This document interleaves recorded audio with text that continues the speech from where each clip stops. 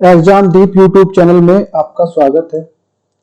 आज हम हिस्ट्री के एक टॉपिक पे बात करेंगे, मौर्य काल पे बात करेंगे। तो अच्छे से समझेंगे, एक एक चीज को अच्छे से विद फैक्ट समझते हुए चलना है। बहुत मेहनत की गई है इस क्लास में, specially thanks to my teams.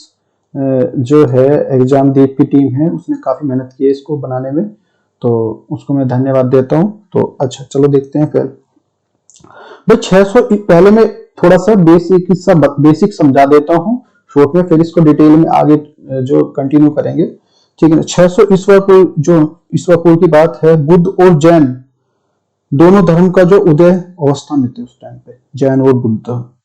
उस टाइम पे जो थे हमारे 16 महाजनपद भारत में थे जो शासन कर रहे थे। 16 महाजनपद शासन कर रहे थे। और महाजनपद का मतलब ये होता है जैसे आज के टाइम में हो गया आपके स्टेट हो गए, राज्य हो गए।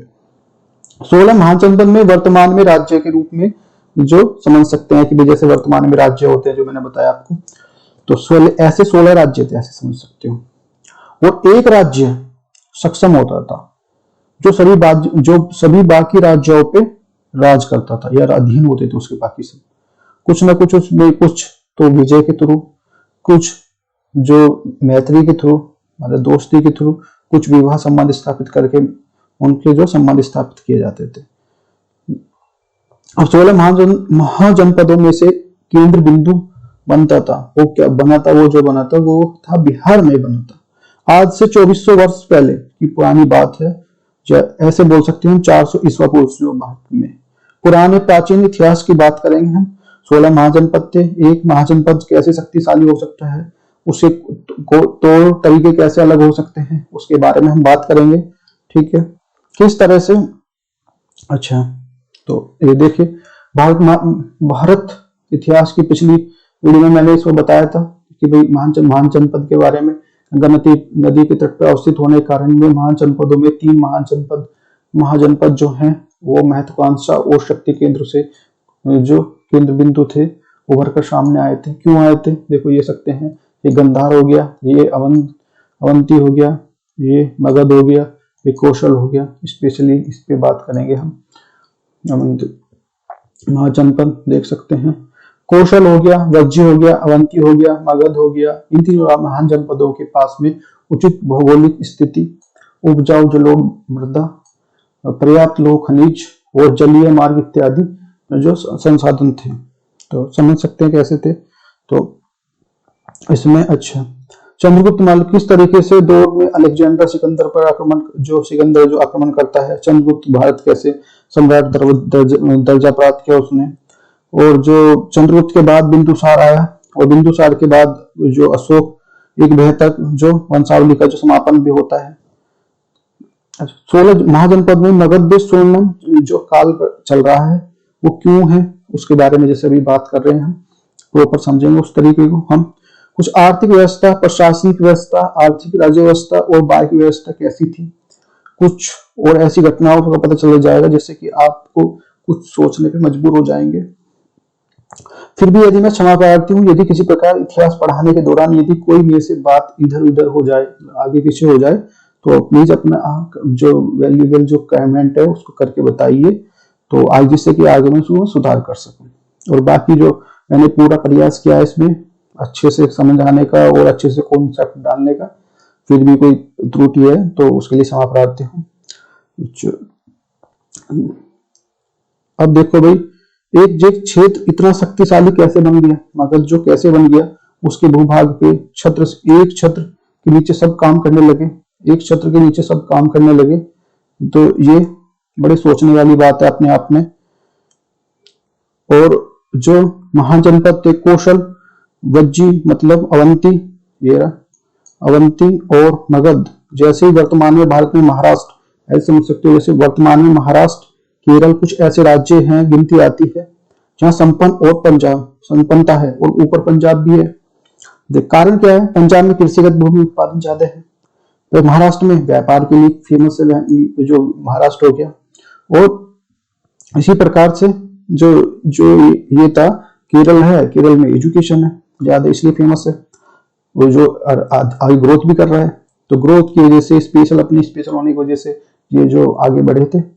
तो आज आज के क्षेत्र में जैसे मान लिया, आज लोहे के क्षेत्र में जो सबसे ज्यादा लोहे के जो झारखंड में मिलते हैं और मगध में उस टाइम पे जो मिलते थे मगध में थे, जो व्यापक खनिज भंडार, तो इसलिए वो आगे था। जो मगध आज के टाइम का जो है छोटा नागपुर, जो परिणाम स्वरूप उसके पास खनिज अधिक थे, लोह की अधिकता के कारण वो शस्त्र बनाने में लोह पर्याप्त अधिक मात्रा में, सशस्त्र जो बल की और कृषि औजार बनाने में भी का निर्माण मिलती थी, सहायता मिलती थी। तो उसके पास बिक्री और व्यापार का मार्ग भी थी, बिक्री और मार्ग जो इसके लिए जो खनिज को, तो आगे जाएगा ही, सीधी सी बात है।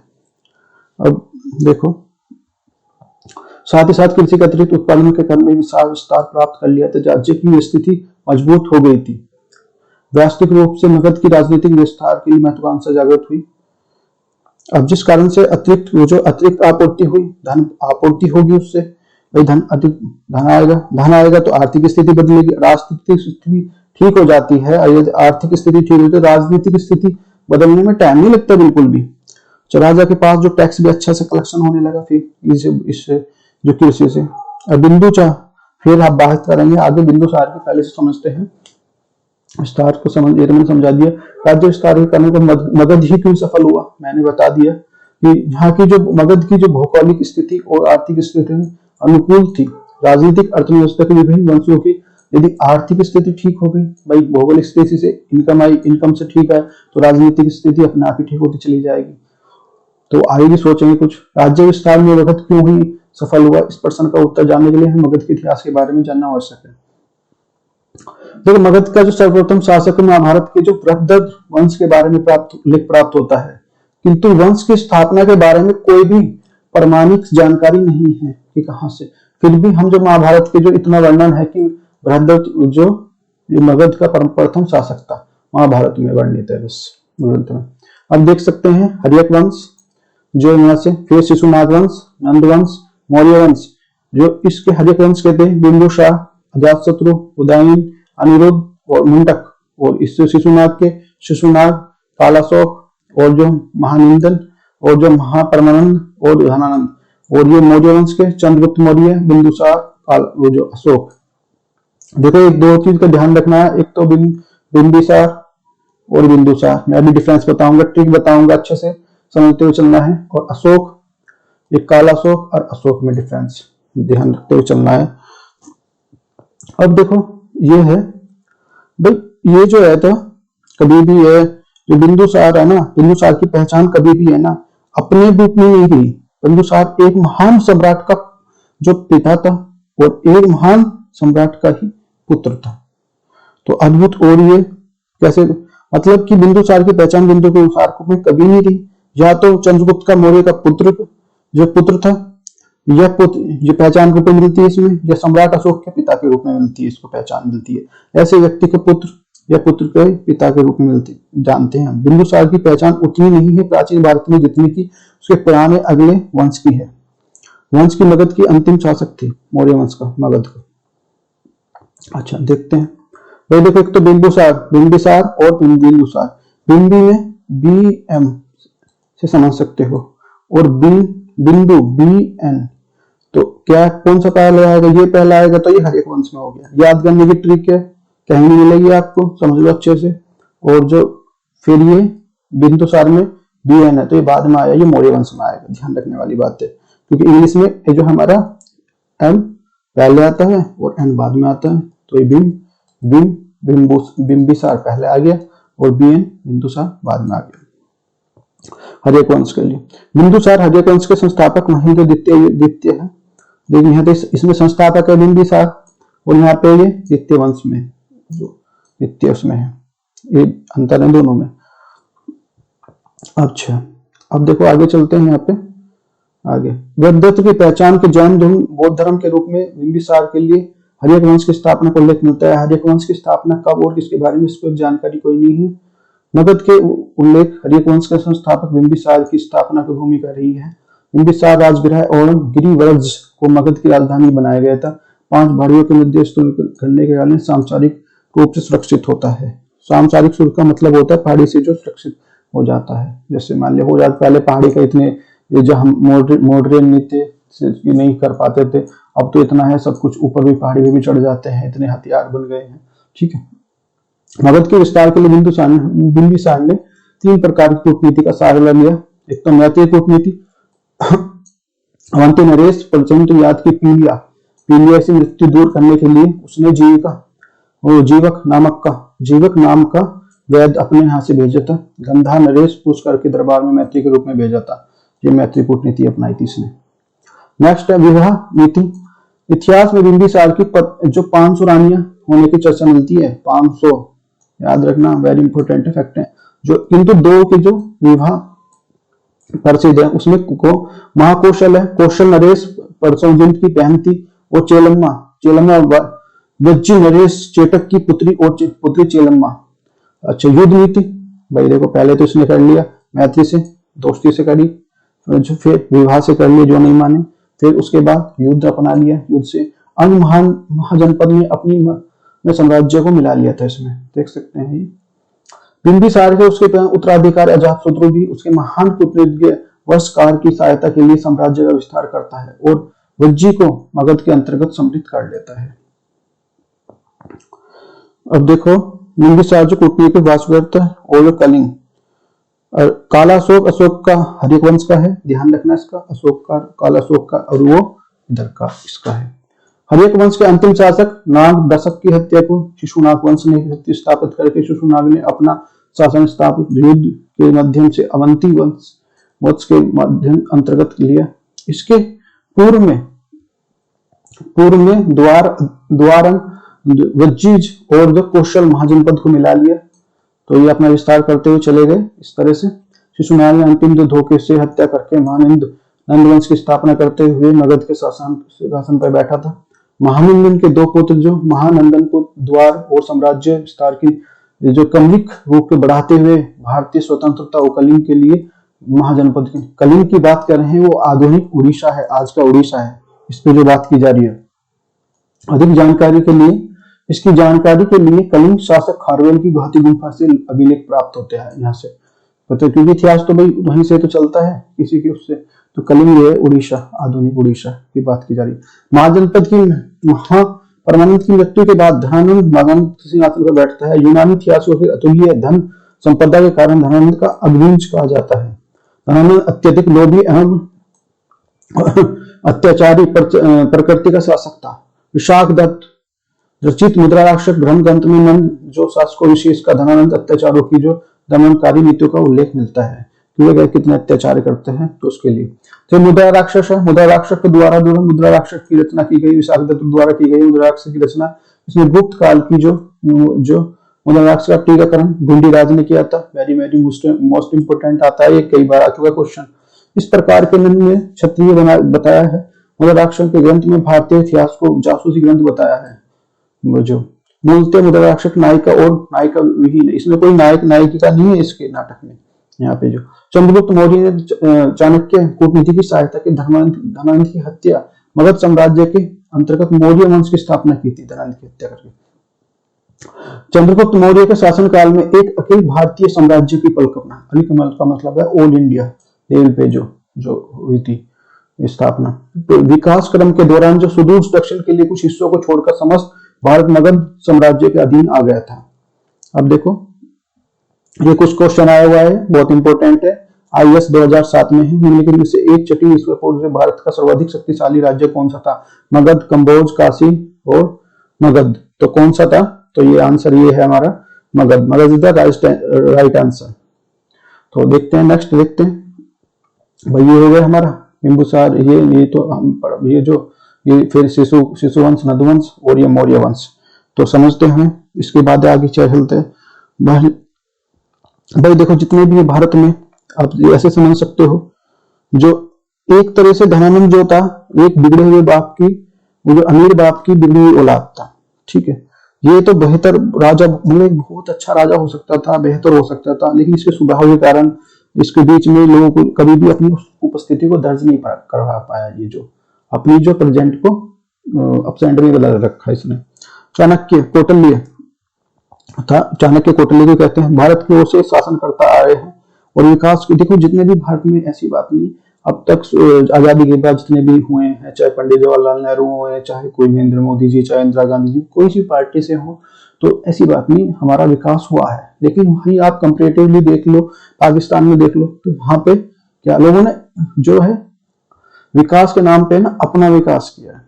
तो देखते कुछ तो फिर भी देखो यहाँ के कहीं सीईओ हैं, कुछ इंडिया के कोई विदेशी कंपनी में भी हैं, सब कुछ है और बहुत कुछ चला रहे हैं, ऐसी बात नहीं है। तो पॉजिटिव तो बहुत हुआ है। अगर हम इतिहास ढूंढेंगे तो इतिहास में हमारे सब कुछ अच्छा मिलता है, सब कुछ पॉजिटिव मिलता है। यूनानी आक्रमण, यूरोप के क्षेत्र से आक्रमण होता है। और दो देखो यूनानी आक्रमण, ये जो धनानंद के समय जो यूनान के जो मकदूनिया के शासक अलेक्जेंडर को बोलते हैं सिकंदर, जैसे उपनाम होते हैं ना, दो नाम होते हैं, किसी का निकनेम होता है इस तरह से, वो उसको अलेक्जेंडर बोलते थे, हम सिकंदर बोलते थे। विश्व विजेता अभियान के क्रम में 326 से 325 भारत पर आक्रमण किया। सिकंदर ने काबुल, कंधार, बक्ट्रिया को जीतने के लिए हिंदू वंश पर्वत के लिए जो पार करते हुए भारत में प्रवेश किया था। ये भी स्थान था, ठीक है ना, समझ सकते। ये हिंदू वंश को पार करने के लिए तक्षशिला के प्रवेश किया, किंतु तक्षशिला से तत्कालीन अंबी से भयभीत होकर, वहां पे राजा था अंबी, तो उसने भयभीत होकर युद्ध से पहले शस्त्र गिराकर उसको आत्मसमर्पण कर दिया। इसके जो अंबी ने सिकंदर की भारत को आक्रमण करने के लिए भी सहायता की। और इसने ये वो बंदा था जिसने की बोलते हैं ना, कहावत है घर का वेदी लंका ढावे, तो इसने ही इसको बुलाया कि नहीं तुम आओ, और जो अपने शत्रुओं को जो इसके थ्रू मरवाना चाहता था, ठीक है ना, अब उन पे जो लड़ाई करना चाहता था। और ये अंबी जो भारत का पहला देशद्रोही शासक भी माना जाता है। तो वेरी वेरी मोस्ट इंपोर्टेंट, उस अंबी का तत्कालीन भारतीय शत्रु पोरस था। कौन था? पोरस था, वो जो झेलम और चिनाब के नदी स्थित पोरस क्षेत्र में राज्य करता था। पोरस ये वैसे नाम तो वैसा लगेगा फॉरेन से, पर लेकिन ये इंडियन था, भारतीय था, और ये पूर्व क्षेत्र में राज्य करता था। अब देखो, अब आगे जो बात है समझते हो चलना भी। देखो अगर वीडियो अच्छी लग रही है तो वीडियो को लाइक करो, सब्सक्राइब करो, और समझते हो चलो, इससे बाहर कुछ नहीं जाएगा, सही बताऊं मैं आपको। फलस्वरूप है 326 में सिकंदर और पोरस के बीच में युद्ध हुआ, जिसमें सिकंदर की विजय हुई, किंतु पोरस की विजय के कारण युद्ध क्षेत्र में, और जो सिकंदर ने उसे पोरस को पूरा विजय वापस करा दिया। ये बहुत ही छोटा सा होता, लेकिन बहुत अच्छे शानदार तरीके से लड़ा पोरस। अच्छा, और सिकंदर पोरस के मध्य युद्ध की यूनानी इतिहासकारों ने हाई स्पीडीज जो डिवसी युद्ध, जबकि इतिहासकारों ने झेलम द्वारा युद्ध का विज्ञान किया है। देखो ये जो वहां के हैं, यूनानी कहेंगे तो अपने हिसाब से कहेंगे, अब भारतीय इतिहासकार कहेंगे तो झेलम इसके नाम से इस तरह से कहेंगे, अपनी बात को रखेंगे। तो उल्लेखनीय जो विदिशा झेलम, जो विदिशा जो इसका झेलम का नाम है विदिशा प्राचीन भारत में, तो इसलिए सिकंदर की सेना का झेलम का युद्ध का व्यापक मनोवैज्ञानिक प्रभाव पड़ा।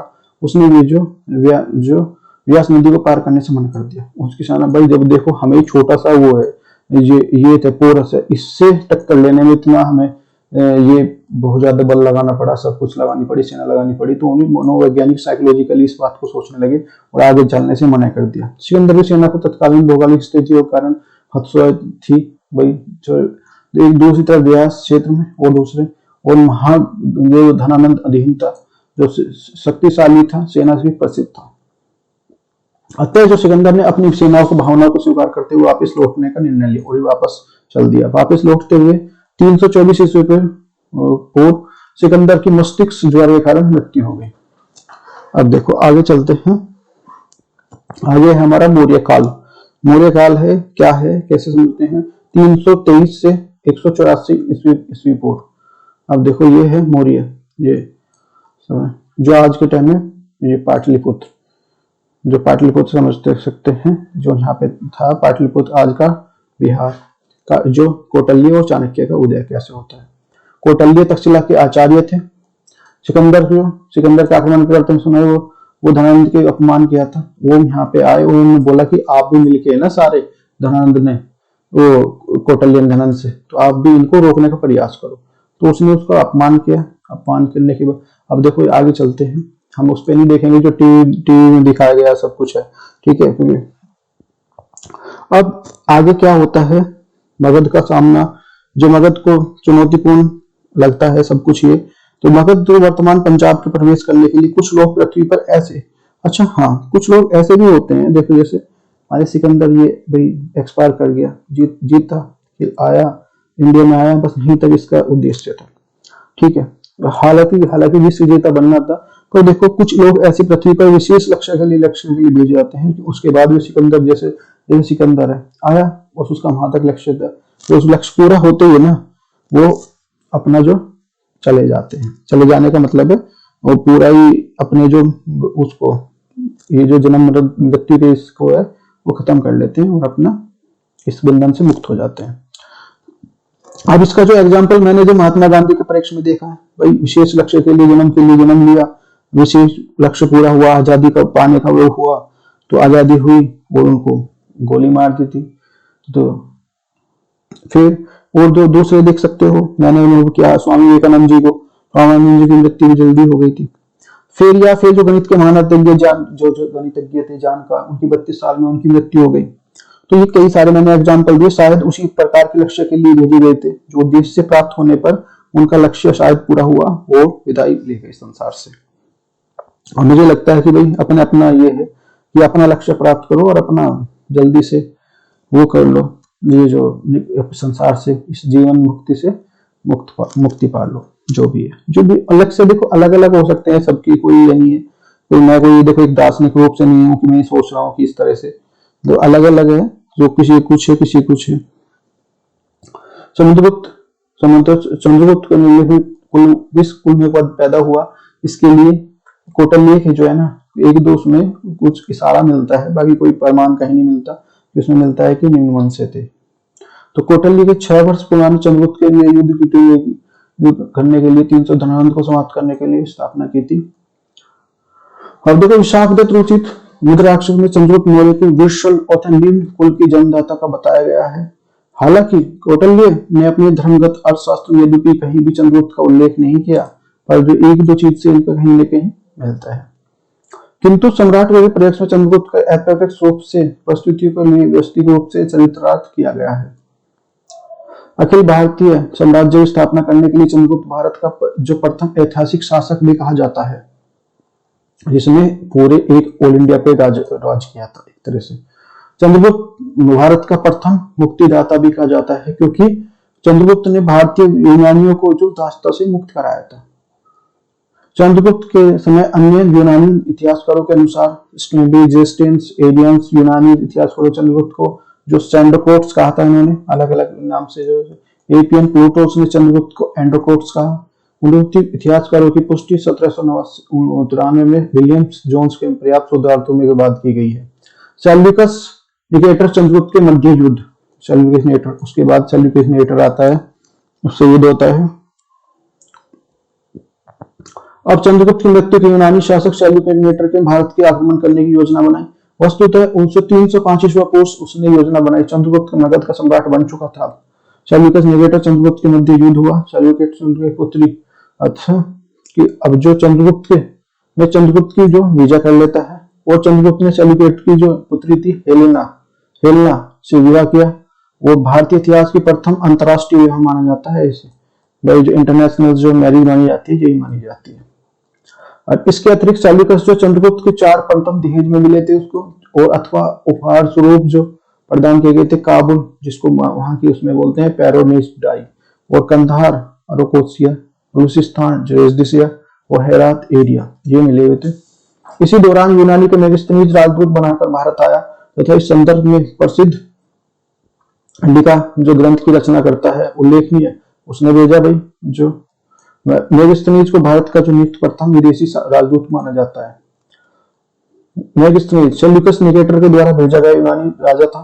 संभवतः ये ईस्वी 304 से 299 के बीच आया। चंद्रगुप्त मौर्य के शासनकाल में भारत आया था। इंडिका नामक पुस्तक की इसने रचना की थी। भारत का सबसे बड़ा पाटलिपुत्र गंगा सोन संगम पर जो पाटलिपुत्र वो समानता चतुर्भुज का नगर कहलाता है भाई। ये नगर के अधिकांश मकान लकड़ी के थे, कुछ पता था आपने उसमें जो लकड़ी के थे। राज्य में शांति और अच्छा व्यवस्था थी। प्राय लोग घरों में ताले नहीं लगाते थे। भारतीय यूनानी देवता डायलोसियस के या हेराक्लीज की पूजा करते थे। वस्तुतः शिव और कृष्ण को तात्पर्य यहाँ से इन दोनों का, कृष्ण और शी वोट कृष्ण से। समाज में दास व्यवस्था, सती प्रथा या बहु विवाह का अस्तित्व नहीं था, ये चीजें थी नहीं। भारत में अकाल नहीं पड़ते थे। जो भारत के मूल निवासी थे, कहीं और से नहीं आए थे। ये भी इसने बताया था। चंद्रगुप्त मौर्य के शासन काल में 312 ईस्वी में लगभग 12 वर्ष का भीषण अकाल पड़ा था। ये बाद में पड़ा था उसके बाद, ठीक है ना, जो इसने इतिहास लिखने के बाद जो यहाँ से चला गया था। फलस्वरूप चंद्रगुप्त ने सौराष्ट्र के अपने प्रतिनिधि गुप्त वैश्य के जो माध्यम से सुदर्शनशील का निर्माण इसने करवाया था। किसने? चंद्रगुप्त ने करवाया। लेकिन आगे चलकर इस झील के सम्राट अशोक ने जो द्वारा जो सिंचाई के लिए नहरों का निर्माण करवाया था इसके द्वारा। अब देखते हैं आगे क्या होता है। अभी चंद्रगुप्त जो शासनकाल में पाटलिपुत्र के प्रथम जैन संगीति का आयोजन करवाया। 2 जैन संघों में इसमें विभाजित हो दिया गया था, अलग अलग 2 शाखाओं में विभाजित हो गया। देखो समझते हुए चलना है, बहुत इंपॉर्टेंट है एक चीज। और 298 ईस्वी पूर्व चंद्रगुप्त के जैन मुनि भद्रबाहु के साथ कर्नाटक के लिए संबेला चले गए और वहां पे चंद्रगिरी की पहाड़ियों में उन्होंने संलेखना पद्धति द्वारा चंद्रगुप्त ने अपना शरीर त्याग दिया। इस संलेखना पद्धति को जैन धर्म में संथारा कहा जाता है। नेक्स्ट टाइम है मौर्य वंश के शासक। चंद्रगुप्त मौर्य का जो है समय है 321 से 298। चंद्रगुप्त बिंदुसार मौर्य 298 से 271। सम्राट अशोक 269 से 332। कुणाल मौर्य 332 से 228। दशरथ मौर्य 228 से 224 ईस्वी पूर्व। संप्रीति मौर्य 224 से 215। शालिग्राम मौर्य 215 से 202। देवमणि मौर्य, तो ये इंपॉर्टेंट है, कुछ देखते हैं। बिंदुसार बस याद वैसे देख लेना बस मोटा मोटा इनको। तो बिंदुसार 298 ईस्वी पूर्व से 273 ईस्वी तक। पिता का नाम चंद्रगुप्त मौर्य, माता का नाम दुधरा, उपनाम जो था अमितघात, कोटिज, अमृत सिंह सेन, मुद्र शाह, अजात शत्रु, वसीहार। और जो बिंदुसार के पिता का और पुत्र के नाम से जाना जाता था, जो मैंने बताया अभी आपको, क्योंकि ये करीबी है ना, प्रसिद्ध प्राकरणीय शासक चंद्रगुप्त के पुत्र और महान अशोक के पिता थे। अपनी इनकी पहचान ऐसे नहीं थी, इनकी जो पिता के रूप में और जो एक पुत्र के रूप में थी, अपनी नहीं थी। जैन धर्म के जो अथावली के लिए बिंदुसार को जो सिंह सेन कहा गया है। और बिंदुसार नाम पुराणों से प्राप्त होता है। बिंदुसार के शासनकाल में तक्षशिला के 2 बार विद्रोह हुआ। पहली बार विद्रोह बिंदुसार के बड़े पुत्र जो सुसीमा कुप्रशासन के कारण हुआ। दूसरा कारण अज्ञात से बिंदुसार के पुत्र अशोक ने दबा दिया था। सम्राट अशोक 200, इसका शासन आता है 269 से 232 के बीच में। सम्राट अशोक एकमात्र ऐसा शासक था जिसने युद्ध जीतने के बाद साम्राज्य में विस्तार नीति की परिपाटी समाप्त कर दी थी कि आगे हम फिर वो नहीं करेंगे। आगे जो एक युद्ध के बाद जो लड़ा था उसने कलिंग का, उसकी भी फिर आगे हम हथियार नहीं उठाएंगे और आगे विस्तार नहीं करेंगे अपने राज्य का। पहला शासक था जिसने प्रज्ञा के सीधा संवाद करते थे, प्रजा से जो अपनी प्रजा थी उससे सीधा संवाद करता था, शुरू की थी इसने सीधी बात। जैसे आजकल मोदी जी मन की बात करते हैं। कलिंग की युद्ध आज के जो तटीय उड़ीसा के लिए कलिंग के नाम से जाना जाता है। अपने साम्राज्य में विस्तार की मंशा के अशोक ने कलिंग पर आक्रमण किया और नगद में विजय प्राप्त की। उस युद्ध के दौरान 1 लाख से अधिक लोग मारे गए। उससे अधिक लोग बंदी बनाकर उन्हें भारी संख्या में लोगों के सामने बुरी तरह प्रभावित हुए। हादसे को देखकर जो अशोक स्तंभ रह गए, भाई बहुत ज्यादा उन्हें दुख हुआ इस चीज से। बड़े पैमाने पर खून खराबा देखकर अशोक का दिल जो पिघल गया और उन्होंने प्रण लिया कि मैं कभी भविष्य में युद्ध नहीं करूंगा। अशोक का धम्म क्या है? कलिंग के युद्ध के बाद जो अशोक का धम्म के उपदेशों का गहरा असर पड़ा। अशोक ने एक धम्म बनाए, जो धर्म को अपनाया। जो धर्म में भगवान की पूजा कोई स्थान नहीं है, ना ही कोई रीति रिवाज को बल दिया गया है। यदि आज की दृष्टिकोण से देखें तो अशोक के धर्म के में धर्मनिरपेक्षता की बात की गई है, किसी धर्म को नहीं मानने वाली, ठीक है ना। जो अशोक ने अपनी प्रजा से संवाद करने के लिए लोगों का सहारा लिया कि भाई ऐसे तो टेलीफोन वगैरह तो होते नहीं थे, तो वहां से ही अपने जो विलेख बनाने स्टार्ट कर दिए। उसने लोगों को कहा कि अन्य धर्मों की इज्जत करें, जो अन्य सभी धर्मों की भी इज्जत करें, ऐसी नहीं है, ठीक है ना। लोगों को बिना मतलब कि किसी रीति रिवाज से दूर रहने को कहा, कि बिना मतलब किसी रीति रिवाज को नहीं अपनाना, किसी चीज को कल्चर कस्टम को नहीं अपनाना। जो अशोक के धर्म जो महामात युक्ति कही जिसको कम लोगों के धर्म के बारे में बताता था। नेक्स्ट है हमारा अशोक के अभिलेख, क्या इंपॉर्टेंट है। अशोक के पत्थर के लिए जो स्तंभ जो अभिलेख खुदवाए जिनके उन्हें पढ़ा जाए, उन पे खुदवाए थे उसने। अधिकारी को निर्देश दिए गए कि अनपढ़ लोगों को उस तरह के संदेश पढ़कर सुनाए कि भाई जो पढ़ सकते हैं वो पढ़ ले, और जो अधिकारी को अगर उनको जो पढ़ नहीं सकते जो अनपढ़ को उनको पढ़ के सुनाए, इस तरह की व्यवस्था भी की हुई थी इसने। अधिकतर जो अभिलेख ब्राह्मी लिपि में है और वे प्राकृतिक भाषा में लिखे हुए हैं। ब्राह्मी लिपि के प्राकृतिक भाषा में लिखे हुए हैं। कुछ स्थानों पर जो स्थानीय भाषा जैसे अरबी में भी लिखे गए थे, जैसे देख सकते हैं अभी में ये है, ये देवनागरी में, ये बांग्ला में है, मलयालम में, तमिल में। हमारे यहाँ राष्ट्रीय जो अशोक के काल से लिए गए हैं, राष्ट्रीय चिन्ह को सारनाथ के अशोक स्तंभ से लिया गया है। राष्ट्रीय ध्वज में जो चक्र है ना, वो भी अशोक से शासनकाल के स्थानों से लिया गया है, इस्तेमाल किया गया। अशोक द्वारा जारी किए गए सिक्के ऐसे चक्र बने थे जो चक्र, तो वहां भी उसमें चक्र बने हुए थे। देखो ये जो सारनाथ के जो ये लिया हुआ हमने, इसमें 4 है, ये 4 शेर की जो 4 के मुख हैं, 1 2 3 4, एक पीछे है। अशोक के शिलालेख, उसके विषय में शिलालेख का अर्थ है शिलों पर लिखा गया लेख। ये अर्थ जो है लेख अशोक के 8 वृद्ध लेखों में क्रम अनुसार मिले हैं। इनकी संख्या कुल 14 है। शिलालेख एक पशु बलि की निंदा करता है, समारोह पर पाबंदी करता है, सामुथी अथवा कुछ जो चिन्हित पशु और मृग और जो मोर मृग की हत्या का ही समर्थन करता है ये। और शिलालेख 2 मानव और कल्याण कार्य के लिए बात करता है। शिलालेख 3 जो 5वें धर्म प्रचार और अनुसंधान की बात करता है। और बचत, धार्मिक नियम और अल्पव्यय धर्म का अंग बताता है। शिलालेख 4 है धर्म नीति के बारे में बताता है। शिलालेख 5 है हमारे धर्म के बारे में प्रवृत्ति और धर्म के लोगों के लिए कल्याण के लिए धर्माधर्म जो अधिकारी की नियुक्ति करता है। शिलालेख 6 जो सक्रिय जो प्रशासन, सुदृढ़ प्रशासन और जानकारी मिलती है, आत्मनिवेदन की शिक्षा मिलती है। निम्नलिखित में से जो धार्मिक सचेतनता की जो बताई गई है। शिलालेख 8 धर्म नीति का व्याख्या करता है, आगे तक के बदले हुए धर्म यात्रा को अपनाने की बात की गई है। शिलालेख 9 विवाह, जन्मोत्सव आदि के लिए खर्चीले समूह पर पाबंदी के लिए बात की गई, इन पे ज्यादा खर्च नहीं करना, इस पे शादी पे, इन पे शिष्टाचार का वर्णन किया गया है। शिलालेख 10 इसमें जो अशोक विभिन्न संप्रदायों के लिए भी असंतोष से वंचित है, जो ब्राह्मणों और शर्मनों के लिए प्रति समान भाव का लिए बात बोला गई है। इसमें राजाओं के उच्च अधिकारी हमेशा प्रजा के हित में सोचे, भाई ऐसा नहीं है कि उनको दबाएं या कुछ इस तरह से, बात भी बोली इन्होंने। शिलालेख जो 14 शिलालेख 14 में कहा धर्म के वरदान को सर्वोत्तम बताया कि धर्म का वरदान जो है सर्वोत्तम है। और जो शिलालेख 12 है विस्तृत महामंत्रों की जो नियुक्ति की गई थी, जो धार्मिक सहिष्णुता थी। और शिलालेख 13 कलिंग युद्ध के लिए अशोक का हृदय परिवर्तन हुआ, पड़ोसी राज्यों का वर्णन मिलता है। इसमें जो मौर्य साम्राज्य के पश्चिम में पड़ोसी राज्यों को लेकर जिसके साथ अशोक ने राजनीतिक संबंध बनाए थे, एंटिकोस और जो सीरिया और ट्रोमी, फिलाडेल्फिया, मिस्र और जो ये अलेक्जेंडर, ये सब उस टाइम के थे। शिलालेख धार्मिक जीवन को जीने की प्रेरणा, 13 लेखों में हुई त्रुटि उनके वहां पे सुधार किया गया है। जो भी त्रुटि हुई थी शिलालेखों में, उनमें त्रुटि में सुधार किया गया है। अच्छा, ऐसी बात नहीं, जो त्रुटि होती थी, जो मिस्टेक होती थी, उसको सुधार भी कराया जाता था। अशोक के शिलालेखों उनके जो व्यक्ति का नाम जैसे देखो मोस्ट इंपोर्टेंट है, वेरी मोस्ट इंपोर्टेंट है, वो कर लेना, मार्क कर लेना। कुमामिल, भट्ट, मास्की, गुर्जरा और जो नेतुर और उड़मेल, वो जो शासकों से मिलता है।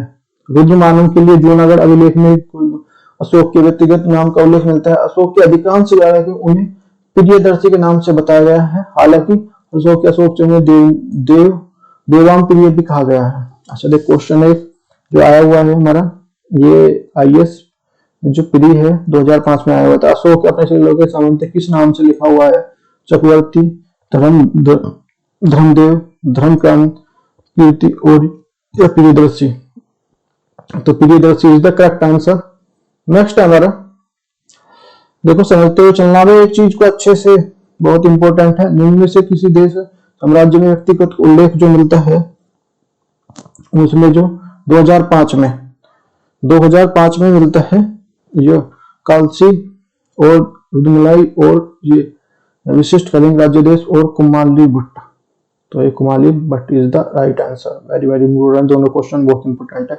अच्छा, मौर्यकालीन शासन व्यवस्था की प्रकृति कैसी थी? अब देखो इसको समझते हैं अच्छे से। मौर्यकालीन शासन व्यवस्था ऐतिहासिक जानकारी, विवाद का प्रमुख कारण तत्कालीन प्रणाली में विवाद एवं प्रकृति से जुड़ा हुआ था। कुछ इतिहासकारों का मत था कि मौर्यकालीन शासन व्यवस्था केंद्रित थी, मतलब सेंट्रल ऑपरेट करती थी। कुछ का था कि भारत का हिस्सा सम्मिलित था, ठीक नहीं, उसमें कुछ भारत का हिस्सा भी था, सम्मिलित था। जबकि अन्य इतिहासकार का मानना है भारत का मगध तथा इसके समवर्ती जो क्षेत्र थे मौर्यकालीन के लिए केंद्रीकृत थे और अधिक जो द्वारा जो शासन किया जाता था। हालांकि इस पर लगभग जो इतिहासकार भी सहमत हैं और तत्कालीन मौर्य शासन के अधीन चलता था। सर्वप्रथम नेक्स्ट है जो हमारा ब्लू पॉइंट है, सर्वप्रथम प्रसिद्ध इतिहासकार रोमिल थापर ने 1959 में अपनी पुस्तक में अशोक और मौर्य साम्राज्य के पतन के कार्य के बारे में लिखा हुआ है, दर्ज कराया था। अति केंद्रित ही मौर्य साम्राज्य का पतन का कारण बने, कारण बताया गया। ज्यादा सेंट्रल का जो ज्यादा हस्तक्षेप, जैसे सपोज को देख लो आप, कांग्रेस में सबसे पहले ज्यादा हुआ जो इंटरफेयर हुआ उसका। अब जिसका ज्यादा इंटरफेयर होगा सेंटर का, जहां भी किसी का भी होगा, तो देख सकते हैं कोई से भी तो पतन कारण बन जाते हैं। रूस को देख लो और कंट्री देख लो, तो उसमें ये पतन होना ही होना है। और देख लेना वो भी होगा बीजेपी के सेंटर में है और सेंटर में ज्यादा इंटरप्ट जो है वो प्रॉब्लम करता है, उसके पतन का कारण बनता है। देख सकते हो पीछे का उठा के कोई भी इतिहास है। रोमिल थापा के अनुसार मध्यकालीन प्रशासन जो केंद्रीकृत और गतिविधि के कारण मगध था हमारा। किंतु 1981 में यूरोपीय इतिहासकार जेरार्ड फुसमैन ने बताया कि भारत को उपमहाद्वीप प्राचीन काल में केंद्रीकृत जो शासन की व्यवस्था व्यापारहीन नहीं हो सकती थी। विशेषकर उस स्थिति में संचार और यातायात के स्वभाव के लिए सांसारिक स्तर पर विद्यमान हो। जेरार्ड फुसमैन के अनुसार मौर्य काल में यद्यपि मगध व्यवस्था केंद्र बिंदु अवश्य था, किंतु केंद्रीकृत उसमें जो समीपवर्ती क्षेत्र में तक ही सीमित था, मतलब सेंटर तो था लेकिन उस तक ही कुछ जो हमारी होती बॉर्डर तक वहीं तक था। शेष जो मौर्य साम्राज्य में समानती व्यवस्था से विद्यमान थी, जो सामान्यतः मौर्य शासकों के लिए नाममात्र के और शासन के लिए अधीन के लिए स्वायत्तता संस्था पर जो संचालन करते थे। नेक्स्ट हमारा, इसके बाद पुरातत्व जो 1981 में रोमिल थापा के संबंध में शोध किया गया और उस निष्कर्ष पर पहुंचे कि मौर्य शासन के लिए अधिकांश जो एकत्रितता विद्यमान थी। देखते हैं वर्तमान में इतिहासकार मौर्यकालीन साम्राज्य को 3 स्तरों में व्यक्त करते हैं, नाभिकीय क्षेत्र, मुख्य क्षेत्र और दूरवर्ती क्षेत्र। नाभिकीय क्षेत्र मगध के लिए समीप पे यहाँ पे मौर्य काल का जो प्रत्यक्ष नियंत्रण था, जहां पे सेंटर पूरा वो करके रखता था प्रत्यक्ष रूप से। एक दो होता है डायरेक्ट और एक होता है इनडायरेक्ट वे में, ठीक है। तो जहां से साम्राज्य के लिए गठन की कल्पना सब कुछ जो ये केंद्र के सेंटर देखता था। मुख्य क्षेत्र यहाँ पे प्रारंभ की हुई मौर्य साम्राज्य का अंग नहीं था, किंतु साम्राज्य के रूप में मौर्य काल के अधीन होता था, का अधीन नियंत्रित था। नेक्स्ट है दूरवर्ती क्षेत्र, इस केंद्र के लिए प्रायद्वीपीय भारत का जो भाग सम्मिलित था, उसमें जो युद्ध के लिए जो प्रत्यक्ष होते भाई देखो, पहले समुद्र पर भी होना, कब्जा होना भी बहुत बड़ा वो माना जाता था अपना कि हमारे पे समुद्र इस करे। कौटिल्य जो ग्रंथ और तत्कालीन जो शासन की प्रकृति कैसी थी। मौर्यकालीन जो तत्कालीन कौटिल्यकृत अर्थशास्त्र से प्राप्त होता है, जिसमें केंद्रीकृत भारत की संकल्पना व्यक्त किया जाता है। नेक्स्ट है किंतु वर्तमान में इतिहासकार निष्कर्ष करते हैं कि कौटिल्य ने जो है केंद्रीकृत शासन की बात कही है। बोलते जो मगध और जो गंगा घाटी के लिए क्षेत्र में संबंधित है। इसका कारण यह है कि कौटिल्य ग्रंथ अर्थशास्त्र मुख्यतः गंगा नदी के जो क्षेत्रों के वर्णन से केंद्रित है, इसका ये भी कारण रहा है। नेक्स्ट हमारा मौर्यकालीन राज्य व्यवस्था कैसी थी भाई, वहां की राज्य व्यवस्था उसको देखते हैं। राज्य व्यवस्था का प्रमुख उद्देश्य राज्य का विस्तार करना था, साम्राज्य अखंडता और का जो बनाए रखना था, लोक कल्याणकारी गतिविधियों का निर्वहन करना था। मौर्यकालीन जो प्रशासनिक मूल जो राजतंत्र पद्धति के साथ ही पितृसत्तात्मक अवधारणा की आधारित थी।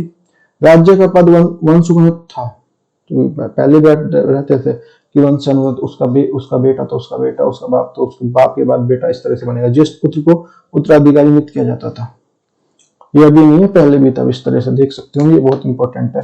हालांकि सत्ता प्राप्त करने के लिए प्रायोगिक संघर्ष का उदाहरण भी प्रस्तुत होता है, जैसे बौद्ध ग्रंथों के अनुसार पुत्र जो बिंदुसार के पुत्र ने अशोक ने इस राज्य सत्ता प्राप्त करने के लिए अपने 99 भाइयों की हत्या कर दी थी। ठीक है ना। शासन के ऊपर, धर्म के ऊपर लिखित अभिभावक कौटिल्य रचित अर्थशास्त्र में नियंत्रित होता था।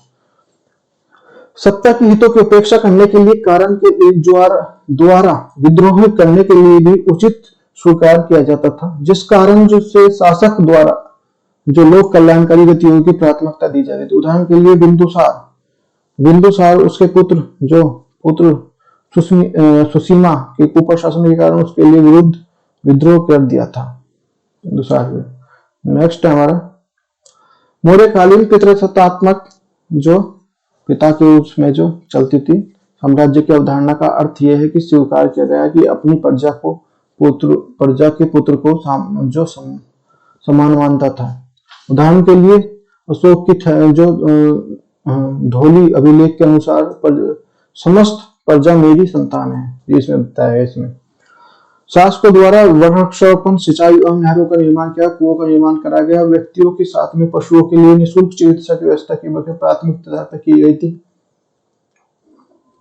मौर्य काल के कारण राजा के पद पर अर्ध देवी का कारण हो चुका था, देवीकरण का कारण हो चुका था। राजा की जो तुलना देवता से की जाने लगी थी। अशोक की कई अभिलेखों में राजा की देव मापी अर्थात देवाओं को जो प्रिय उपमा दी गई है। इसके अलावा मौर्यकालीन राजस्व व्यवस्था जो चक्रवर्ती राज्य अवधारणा पर आधारित थी, वो साम्राज्य के लिए तो प्रमुख रूप से दायित्व के स्वीकार किए जाते थे। यही कारण है कि साम्राज्य में प्रथम विलेख जो साम्राज्य को कहा जाता है।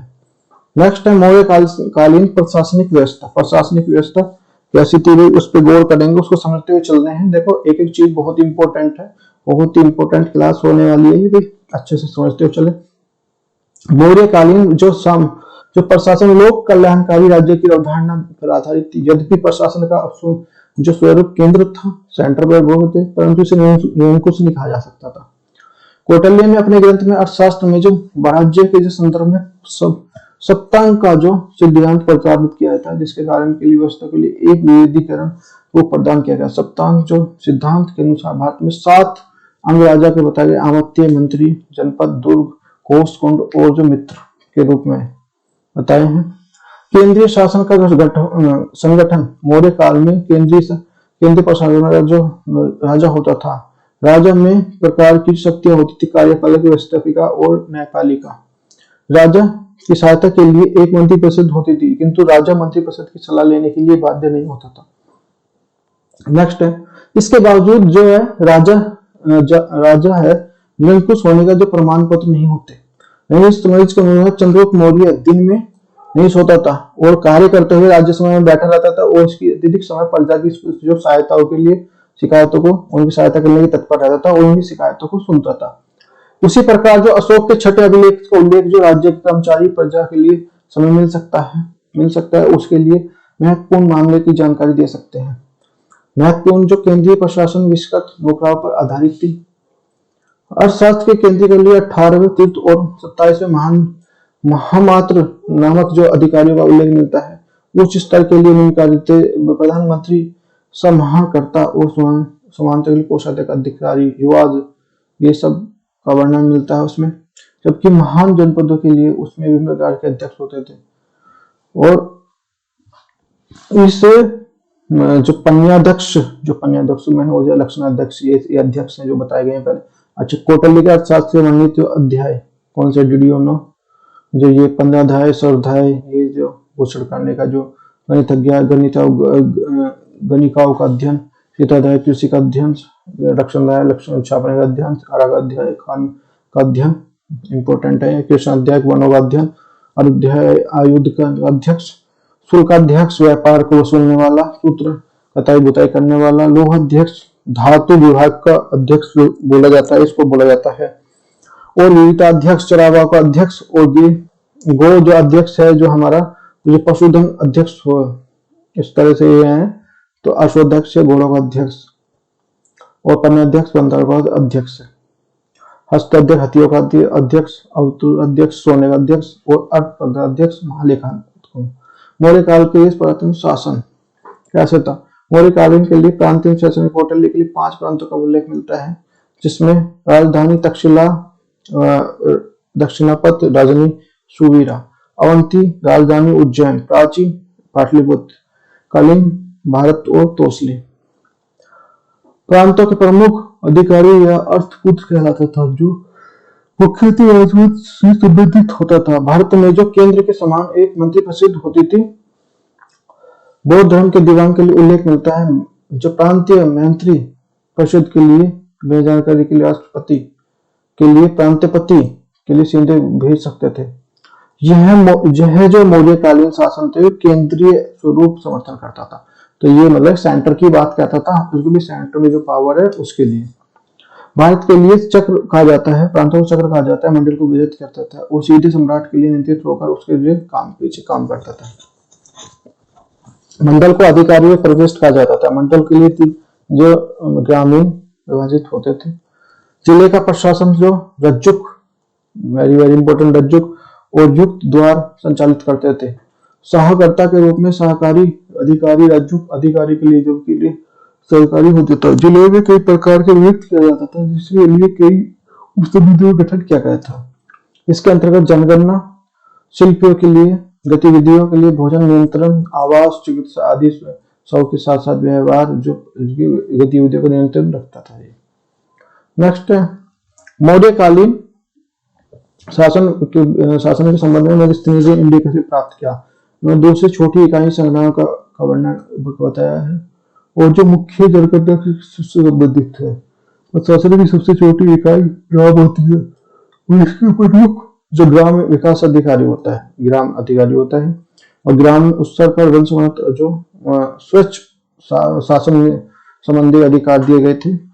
नेक्स्ट हमारा इंडिका में यह भी उल्लेख है कि पाटलिपुत्र नगर का शासन 6 समितियों के माध्यम से किया जाता था। प्रत्येक समिति में 5 सदस्य होते थे। कितने सदस्य होते? 5। शिल्पकार समिति, प्रदेश समिति, जनसंख्या समिति, उद्योग समिति और कर समिति। मौर्य की विदेश नीति कैसी थी? मौर्य काल की विदेश नीति कौटिल्य के अर्थशास्त्र में ग्रंथ से जो प्रचलित है, उसके अनुसार व्यावहारिक धरातल पर क्रियान्वयन और नए ही समय में प्राप्त होता है।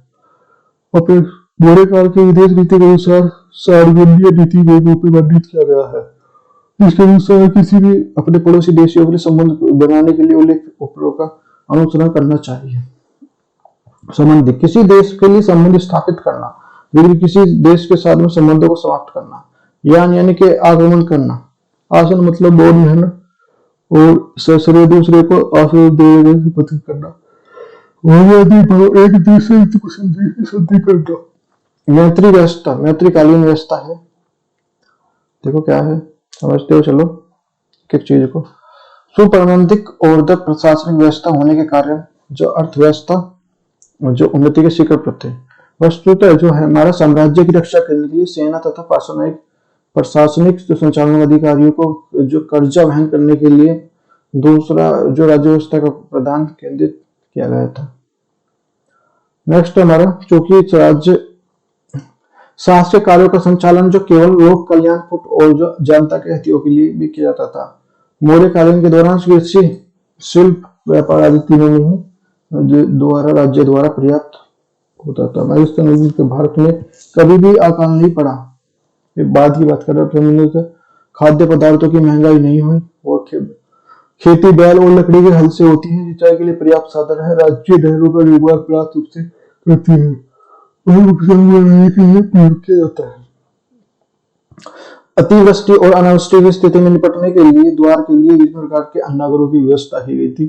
संकट के लिए, राज्य के लिए, खनन के लिए किसानों के बीच में निःशुल्क सहायता प्रदान की गई थी। साथ ही साथ बाढ़, टिड्डियों और जंगलों को बचाने के लिए रक्षा की बात की गई थी। संहिता के अनुसार भारत के लिए मौर्य काल में सिंचाई व्यवस्था के लिए कृषि पद्धति के लिए इतनी अमानत थी। एक वर्ष में 2 बार फसलें प्राप्त की जा सकती थी। एक तरह से मिक्स खेती करते थे। कौटिल्य अर्थशास्त्र में हाथ तथा जल यंत्रों द्वारा सिंचाई किए जाने वाले उल्लेख का मिलता है। अर्थशास्त्र में जो भूमि कृषि प्रोत्साहन देने की बात करती है, तत्कालीन जो राजस्व से वृद्धि से है। राज के भूमि सीता कहलाती है और भूमि को खनन करने के लिए सीता अध्यक्ष अधिकारी को नियुक्त किया जाता था। सीता में नट और नर्तक और नायक आदि का जो प्रवेश था और बाकी का प्रवेश वर्जित था। सीता में नामक जो अधिकारी दास, कामगार, मजदूरी पर काम करने वाले लोग पर दंड प्रतिकर्ता अपराधी की सहायता के लिए करते थे।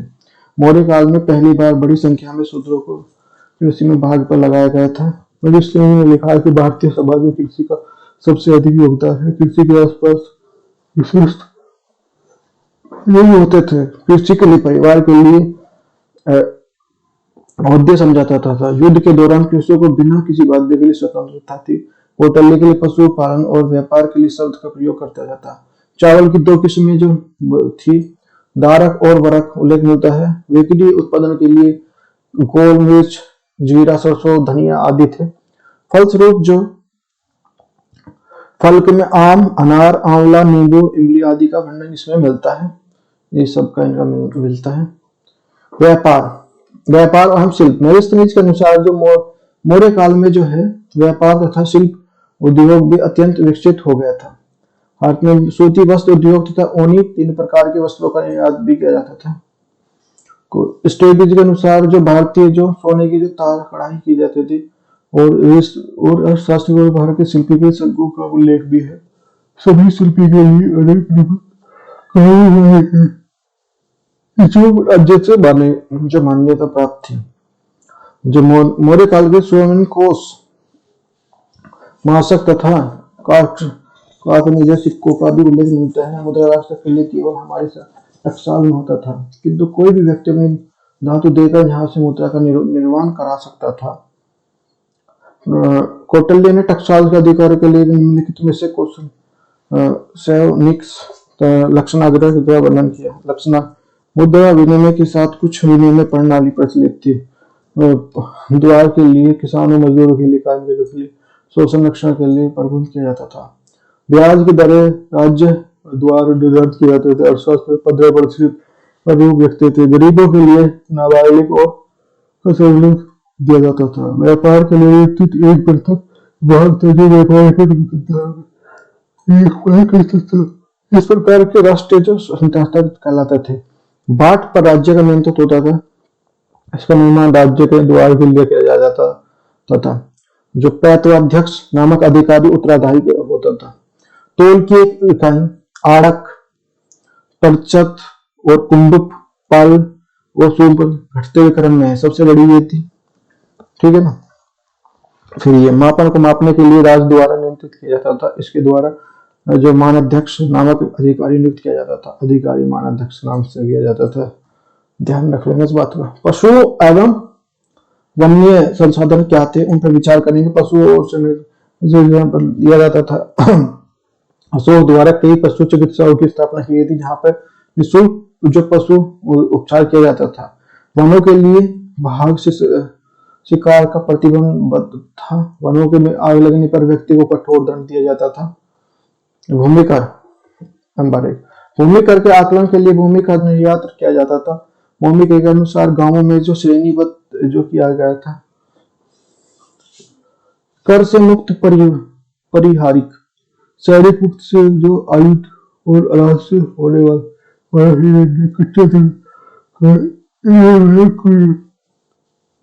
देने वाला जो वृष्टि। मेघस्थान का मानना है कि भूमि राजस्व का कुल उत्पादन 1/4 थी और इसकी जो मृत्यु दर कुल उत्पादन का 1/6 निर्धारित की गई थी।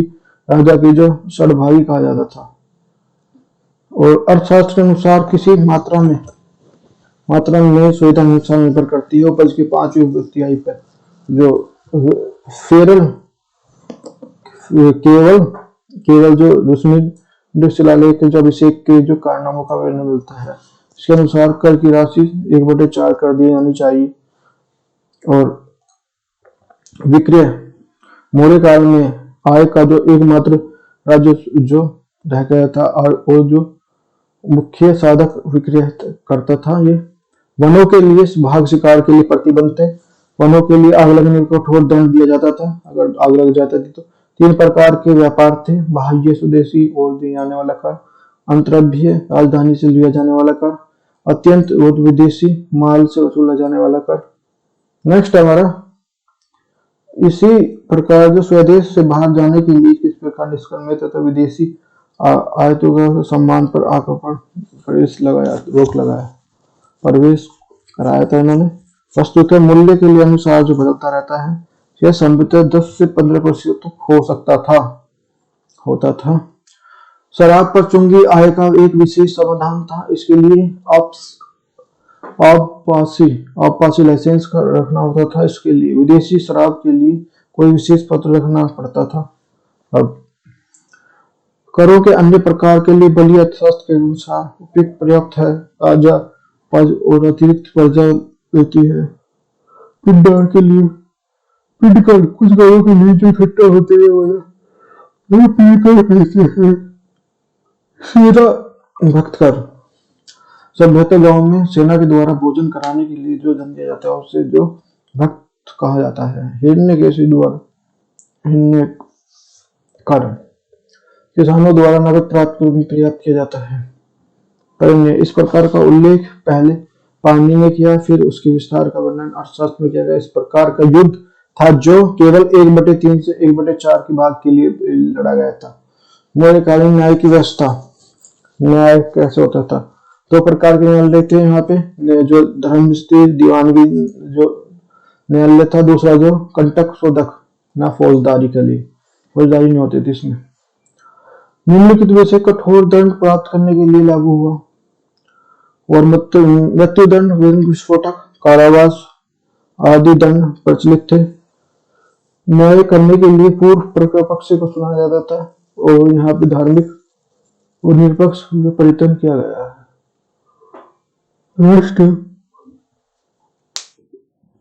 अर्थशास्त्र से पता चलता है कि युक्त नामक जो अधिकारी प्राय होता था वो उसका अपहरण करते थे और उसमें उल्लेखनीय इस प्रकार का विचलन करते हैं जिससे कि जल को पीने के लिए कोई नहीं देख सकता। इसलिए आर्थिक जो उपयुक्तों का जो धन का जो अपहरण करने से कोई जान नहीं सकता। नेक्स्ट है ब्राह्मण विधियों की जल में डुबोकर मृत्यु कर दी जाती है। अब अपराध का जो कोई प्रमाण नहीं मिलता, जहाँ पे जल और अग्नि तथा प्रकार की परीक्षा ली जा सकती थी। पता चला कि भारतीय दंड कठोर दर के कारण अपराध नहीं होते। कानून के चलन लोग बहुत कम लेते हैं। अपने घरों के लिए असुरक्षित छोड़कर जो कई हस्तलिखित समझौते भी नहीं करते थे। अर्थशास्त्र के पता चलता है कि धार्मिक पशुधन और जो धार्मिक प्रलोभन के लिए पुरस्कृत होते थे उन्हें न्यायाधीश बनाया जाता था। न्यायाधीशों को धर्म अथवा व्यापार और चरित्र और राजज्ञ के अध्ययन करके ही निर्णय लेना पड़ता है।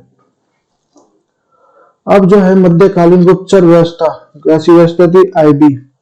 मध्यकालीन जो गुप्तचर व्यवस्था के लिए सक्षम गुप्तचर व्यवस्था की क्या विकास हो चुका था। अर्थशास्त्र में दो प्रकार के जो विचारों का उल्लेख मिलता है। संस्था, एक संस्था वाले गुप्तचर, संचारा, एक जो धर्मशील गुप्तचर, राजा गुप्तचरों के माध्यम से विरोध की भावना को जानकारी एवं को प्रतिक्रिया प्राप्त करता था। मौर्यकालीन सामाजिक व्यवस्था कैसी थी भाई, उस पर बात करेंगे। कौटिल्य जो अर्थशास्त्र और जो कलिंग के अभिलेखों के स्मारकों के यूनानी राजदूत में के विवरण के लिए मौर्यकाल का तथा संस्कृति का प्रभाव पड़ता है। नेक्स्ट है मौर्य काल में वन व्यवस्था के लिए समाज ब्राह्मण, क्षत्रिय, वैश्य, शूद्र में बटा हुआ था, लेकिन कोई व्यवस्था पर्यटन जटिल सी आ गई थी इसमें। नया कर्म होकर न जन्मजात होकर इसका आधार था। कोई व्यक्ति अपना वर्ण जो परिवर्तन नहीं कर सकता, कोई भी वर्ण। और कोई इस प्रकार का परिव्यक्त है कि भाई तो नॉर्मल सी बात है। यह लेखों के अज्ञात है कि व्यक्ति को अपनी जाति से बाहर विवाह नहीं करना चाहिए था।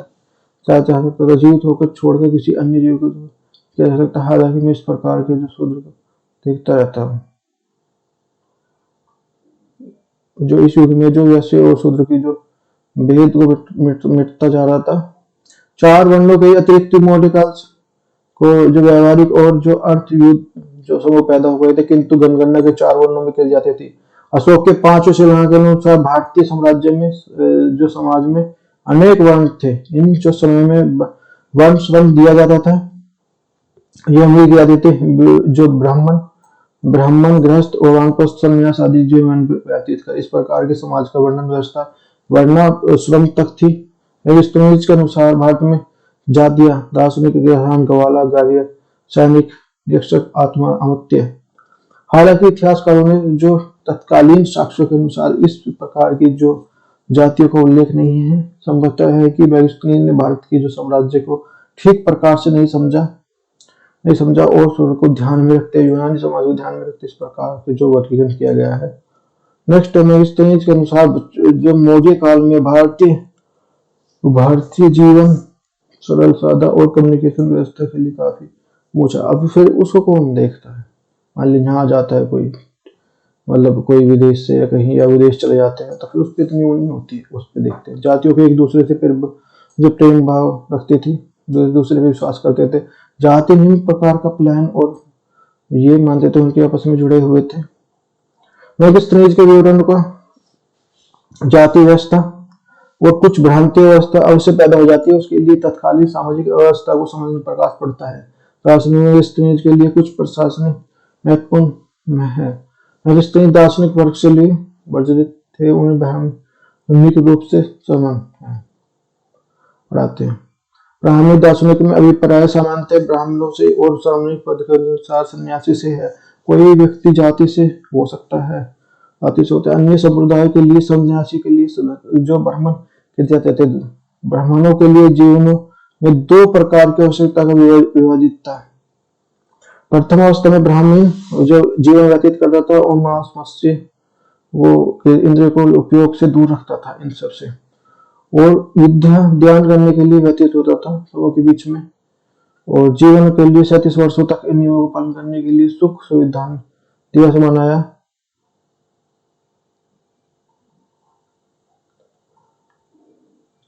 पत्नी को 8 वर्ष तक कोई संतान नहीं होती थी तो पूर्ण विवाह कर सकता था। विवाह कौन कर सकता था, ये भी इसमें पाठ था। पति की मृत्यु हो जाने पर स्त्री विवाह कर सकती थी।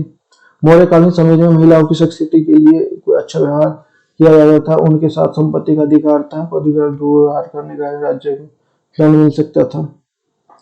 विधवाओं के लिए पूर्ण विवाह अधिकार, किंतु समाज में स्त्रियों के लिए अब भी स्वतंत्रता के लिए कोई कहीं नहीं गई है। उतना ही दास वैदिक काल में 4 प्रकार के काम करना पड़ता है। स्वच्छ रूप से घूमने की स्वतंत्रता नहीं होती, किंतु विक्षण रूप से घूमने के लिए स्वतंत्रता हो जाती है। समस्त देश में स्त्रियों के लिए अलावा विवाह के लिए जो नियम एक में है। तक्षशिला लड़कियों के लिए पति, यहाँ पे तक्षशिला में लड़कियों को पति चुनने के लिए कुश्ती का आयोजन कराया जाता था। जो कुश्ती जीत जाता था उससे जो लड़कियां शादी कर लेती थी। अपनी इच्छा के अनुसार स्त्रियां कभी सती तभी हो सकती थी जब वह प्रथम केवल एक क्षत्रिय तक ही सीमित थी। समाज में वैश्यवृत्ति भी थी जिसे राज्य द्वारा नियंत्रित किया जाता था, और जो स्त्रियों की प्रथा का प्रचलन भी था। संकेत मिलते हैं स्त्रियों के लिए कला प्राप्ति के लिए सुविधा थी। कुछ स्त्रियां संगीत, नृत्य, चित्र और लेखक और आविर्कलित कलाओं में भी निपुणता प्राप्त कर ली थी। सैनिक व्यवसाय को अपनाने के लिए स्त्रियों के लिए सर्वथा अवरुद्ध नहीं था। मैगस्थनीज चंद्रोक्त महिला जो आरक्षण का उल्लेख करते हुए कहा है, कुछ स्त्रियां कुछ रथों, कुछ अश्वों, कुछ और हाथियों के लिए सवार होती है। प्रत्येक प्रकार से शस्त्र जो सुसज्जित रहते हैं। ऐसे मालूम पड़ता है जैसे कि सैन्य अपमान के लिए जा रहे हों। मौर्य काल के लिए देखो समझते हुए चलो, देखो बहुत इंपॉर्टेंट है। बस थोड़ी सी क्लास रही हुई है, फिर जो फिनिश करते हैं जैसे ही। तो दास प्रचलित थी। चंद्रगुप्त मौर्य के समय दास के लिए कौटिल्य के एक जो भिखारी से खरीदता था। चौथी जो अर्थशास्त्र के लिए दास प्रथा का उल्लेख मिलता है। अशोक ने अपने संग्रहों में दासों और भिखारों के लिए अंतर स्पष्ट कराने का प्रयत्न किया। वे कौन होते हैं? नवाजी अलग होते हैं और ये अलग होते हैं, दास। यूनानी इतिहासकारों का दृष्टिकोण भिन्न है। विभिन्न प्रकार के लेखकों जैसे एरियन, स्ट्रेबी और मैगस्थनीज के अनुसार भारतीय स्वतंत्र है और उसमें कोई भी दास नहीं है, ऐसा उन्होंने बोला था। भाई समुद्र मैगस्थनीज के लिए भारत किस प्रकार का संदर्भ लिया गया हुआ। मौर्यकालीन धर्म जीवन, तो वैदिक धर्म जन की प्रधानता, जैन धर्म के संदर्भ में महत्वपूर्ण जो धार्मिक श्रद्धा स्वरूप और धर्म की कोई प्रतिबंध नहीं था इसमें। पशु बलि का प्रचलन था, हालांकि अशोक द्वारा प्रतिबंध था। तत्कालीन साहित्य के जो यद्यपि जो ये है अश्वमेध और जो ये उनका वर्णन है, किंतु किसी प्रकार के मौर्य काल शासक द्वारा इस प्रकार का यज्ञों में आयोजन किया गया है। मौर्य साम्राज्य के पतन का कारण क्या था? इसके पतन का कारण क्या था? 184 ईस्वी जो अंतिम मौर्य सम्राट के वृद्ध की मृत्यु हो गई थी। वृद्धदत्त की मृत्यु जो सेनापति पुष्यमित्र द्वारा की गई। वृद्ध की मृत्यु के बाद जो मौर्य काल में जो अंतर हो गया था। मौर्य काल के जो पतन का कोई एक कारण निश्चित नहीं था, उनके पीछे कई कारण थे इसकी मृत्यु के।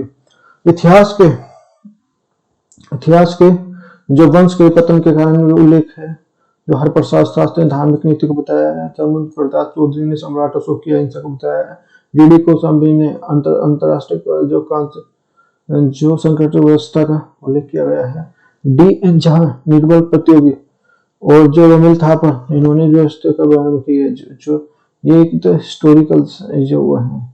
आरोग्य तथा निर्मल उत्तराधिकारी प्रशासन के अतिरिक्त जो अधिकारी आर्थिक रूप से सांस्कृतिक समानता के लिए संबंध किया गया है, उसके लिए आर्थिक स्थिति और अपेक्षाकृत कम काम होती थी। ठीक है। उत्तर प्रदेश में उत्तर दक्षिण में किसी भी प्रकार के लिए दक्षिण की गई है, तो उसमें अलग अलग संस्कृति को अलग अलग भाषाओं का प्रयोग किया गया है, जिसे लोग पहचान सकते हैं। सबसे जो विदेश तक्षशिला के अनुसार साल में उसके लिए अशोक ने दबाने के लिए भेजा गया था। अशोक के अनुसार पहुंचने के लिए तक्षशिला में वासियों ने बताया कि हम राजकुमार के विरोधी हैं और जो बिंदुसार के विरोधी हैं, किंतु दुष्ट आत्मा के हम अपमान करते हैं और करों के लिए अधिकता जो परिवर्तक के लिए स्थिति संकटग्रस्त थी। मौर्य काल में एक अत्यंत विशालकाय सेना थी जो अब अधिकारियों के पास होता था और इसके लिए व्यवस्था का जो उपकरण किया था।